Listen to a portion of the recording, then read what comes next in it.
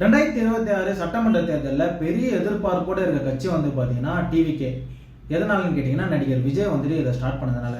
இதை வந்துட்டு ஸ்டார்ட் பண்ணும்போது வந்து பார்த்தீங்கன்னா அந்த சீமானை வந்துட்டு தம்பி தம்பின்னு சொல்லி உருகி ரொம்ப வந்து சப்போர்ட் பண்ணிட்டு இருந்தாரு. எல்லாருமே என்ன நினைச்சாங்கன்னு வந்து பார்த்தீங்கன்னா அப்போ விஜய் வந்ததுக்கு அப்புறம் விஜயும் சீமானும் வந்து கூட்டணி வைப்பாங்க, நல்லாவே இருக்கும் அப்படின்னு நினைச்சிட்டு இருந்தோம்.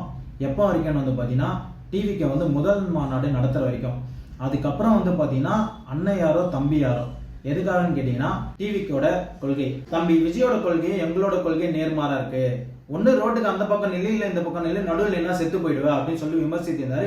இதுக்கு வந்து பாத்தீங்கன்னா அந்த சீமான் வந்து நிறைய பேர் வந்து எதிர்த்து விமர்சனம் வந்து பண்ணியிருந்தாங்க.